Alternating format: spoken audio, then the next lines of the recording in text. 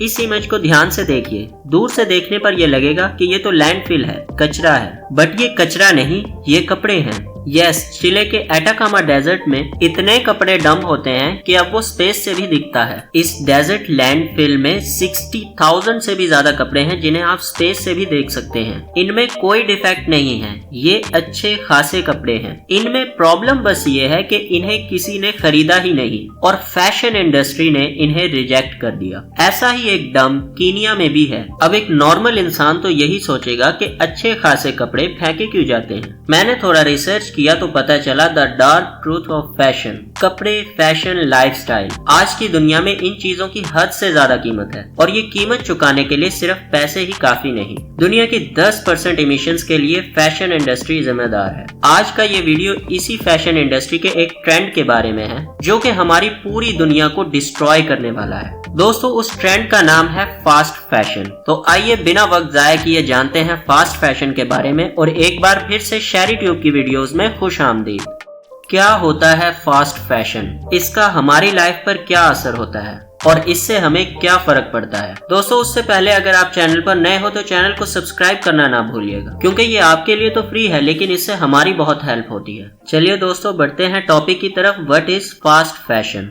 आज global fashion industry 2.5 trillion dollars की हो चुकी है। दुनिया का सेकंड रिचेस्ट इंसान एक फैशन ब्रांड का मालिक है। अगर एक ग्राफ पर फैशन इंडस्ट्री की ग्रोथ को देखें तो एक ट्रेंड साफ दिखता है। 1900 से लेकर 1950s तक फैशन इंडस्ट्री काफी स्लोली ग्रो हुई, लेकिन पिछले 25 सालों में ये इंडस्ट्री 230% से ग्रो हुई है। ये मिरेकल हुआ कैसे? फास्ट फैशन से। फास्ट फैशन यानी वो स्टाइल जो कि फास्ट मूव करते हैं, ट्रेंड में जल्दी आते हैं और उतने ही जल्दी ट्रेंड से चले भी जाते हैं। ये पूरी तरह से एक वेस्टर्न कॉन्सेप्ट है। पहले फैशन के 4 सीजन्स हुआ करते थे, spring, summer, autumn and winter. Western countries में 1980s तक वेदर के हिसाब से फैशन बदलता था। द पॉइंट वाज सिंपल, गर्मी में कोट नहीं पहन सकते, जबकि विंटर्स में बॉक्सर्स पहनकर रास्तों पर नहीं घूम सकते। फैशन वाज यूटिलिटेरियन, लेकिन 1990s आते आते ये ट्रेंड बदल गया। 3 महीनों बाद चेंज होने वाला फैशन कंपनीज को काफी स्लो लगने लगा। अगर लोग 3 महीने बाद शॉपिंग करने लगे तो प्रॉफिट कैसे हुआ, ये सोच के इंट्रोड्यूस हुआ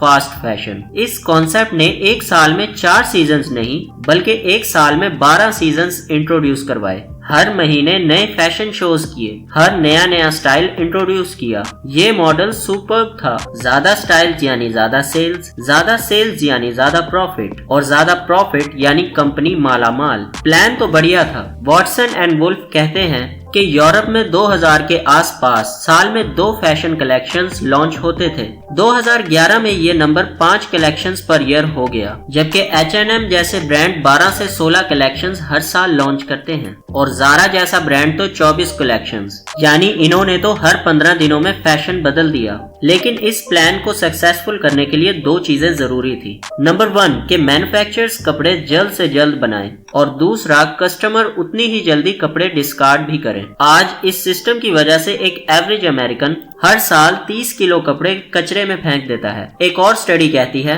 कि एक एवरेज अमेरिकन साल में 68 गारमेंट्स खरीदता है। 92 million ton textile waste generate होता है, जिससे 1700 टाइटैनिक शिप्स भर जाएंगी और ये कपड़े कचरे में फेंके जा रहे हैं। इसलिए नहीं कि वो खराब हैं, बल्कि इसलिए कि वो फैशन में नहीं है। And you know the worst part, जो कंपनीज ये कपड़े बनाती हैं वो इतनी इनसिक्योर होती हैं कि वो ये डिजाइन्स अपने राइवल के हाथ नहीं लगने देना चाहती, तो वो इन अनसोल्ड कपड़ों को जला देते हैं। कुछ साल पहले एक रिपोर्ट आई थी कि H&M, जो कि एक बड़ा फास्ट फैशन रिटेलर है, वो 2013 से हर साल 12 टन कपड़े जलाता है। और क्यों? एक्सक्लूसिविटी मेंटेन करने के लिए। नया स्टॉक आए तो शेल्फ्स पर पुराने कपड़े ना दिखें, इसलिए ताकि लोगों को लगे कि ये कपड़े अभी के अभी खरीदने हैं, नहीं तो वो आउट ऑफ फैशन यानी आउट ऑफ स्टोर चले जाएंगे। दुनिया में इतना सारा टेक्सटाइल वेस्ट या तो फेंक दिया जाता है या तो जला दिया जाता है। इसका एनवायरनमेंट पर बहुत बड़ा इम्पैक्ट होता है। जिसे यूजुअली छुपाया जाता है। अगली स्टेज हमारे पास आती है फास्ट से भी फास्ट फैशन। दोस्तों, जैसा कि हमने पहले देखा कि कैसे कुछ कंपनीज 15-15 दिनों बाद फैशंस बदलती हैं, लेकिन एक और कंपनी है जो इस ट्रेंड को एक स्टेप और आगे ले गई। एंड यू नो व्हाट, ये कंपनी उसी कंट्री से बिलोंग करती है जो कि पूरी दुनिया के प्रॉब्लम्स की जड़ है। ऑब्वियसली दोस्तों, बात चाइना की हो रही है और इस कंपनी का नाम है शीन। अप्रैल 2022 में इस स्टार्टअप का वैल्यूएशन $100 बिलियन से भी ज्यादा था। 2021 में ये ऐप अमेरिका में Amazon से भी ज्यादा डाउनलोड हुआ। शीन का बिजनेस मॉडल क्या है? शीन एक चाइनीज कंपनी है, बस यही इसका बिजनेस मॉडल है। अगर आप चाइना को जरा भी समझते हैं तो आपके लिए शीन को समझना जरा भी मुश्किल नहीं होगा। चाइना में डेटा प्राइवेसी है ही नहीं। शीन इसी लूप होल को एक्सप्लॉइट करता है। शीन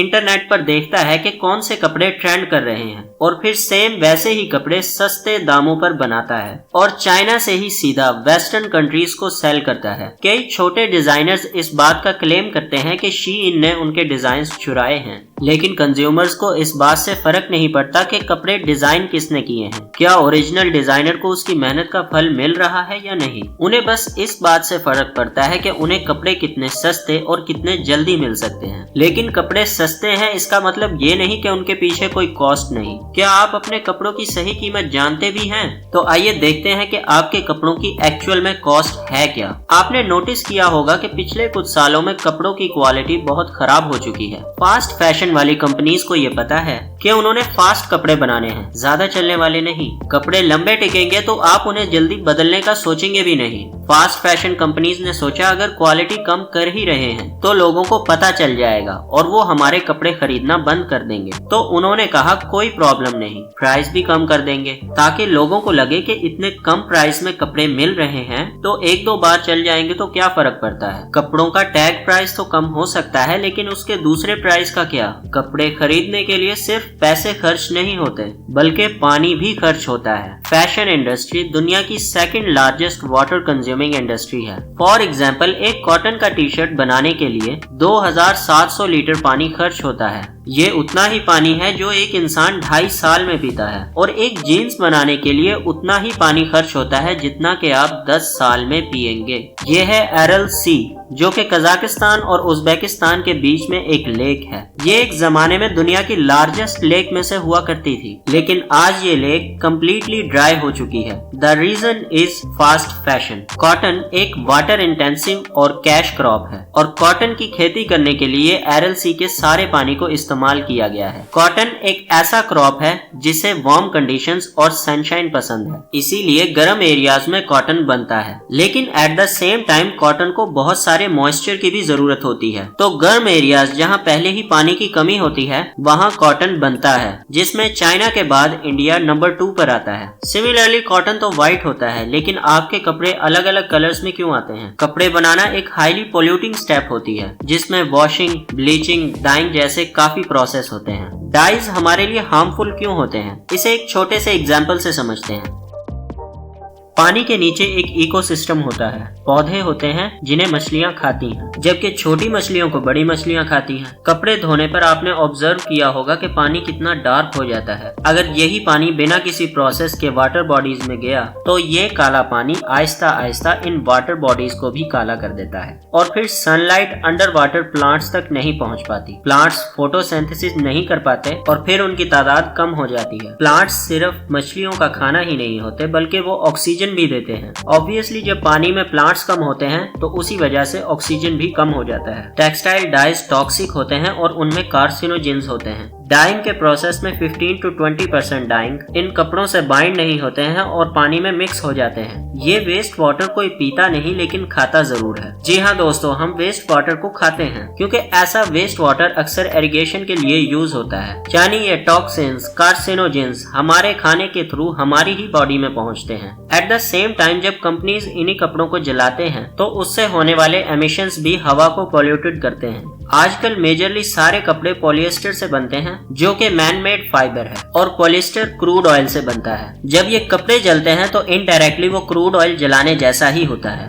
बाहर से खूबसूरत दिखने के लिए हम अंदर से बर्बाद हो रहे हैं और यही सच है। लेकिन दोस्तों अगर देखा जाए तो टेक्सटाइल कंपनी पूरी दुनिया में फैल चुकी है। ओवरऑल ये इंडस्ट्री $1 ट्रिलियन जनरेट करती है और दुनिया के 7% एक्सपोर्ट्स कपड़े ही होते हैं। पूरी दुनिया में ये इंडस्ट्री 3.5 करोड़ लोगों को एम्प्लॉयमेंट देती है। टेक्सटाइल इंडस्ट्री इम्पोर्टेंट तो है, सो किसी इंडस्ट्री को एक ही झटके में इवल कह देना सही नहीं है। लेकिन दूसरी तरफ दोस्तों हमें ये समझना होगा कि आज इस लाइफस्टाइल को इस इंडस्ट्री से जुड़े जो ब्रांड्स प्रमोट करते हैं और फास्ट फैशन जैसी चीज को हमारी लाइफ का हिस्सा बनाते हैं और जानबूझकर ऐसे कपड़े बनाते हैं ताकि वो ज्यादा देर तक ना चल सके, ये गलत है और इसका इम्पैक्ट पूरी दुनिया पर हो रहा है। अगर दोस्तों आपको ये वीडियो वैल्यूएबल लगी और कुछ नया सीखने को मिला तो इस वीडियो को अपने दोस्तों के साथ शेयर करें और उन्हें ये रिमाइंड कीजिए कि कपड़ों की प्राइस टैग से ज्यादा कपड़ों की कीमत होती है। हमारा कीमती पानी, हमारे कीमती खेत, हमारे कीमती रिसोर्सेज कपड़े बनाने में खर्च होते हैं। उनकी सही वैल्यू करना हमें सीखना होगा क्योंकि कपड़े हमारे लिए बनते हैं। फाइनली दोस्तों मैं आपसे बस इतना कहना चाहूंगा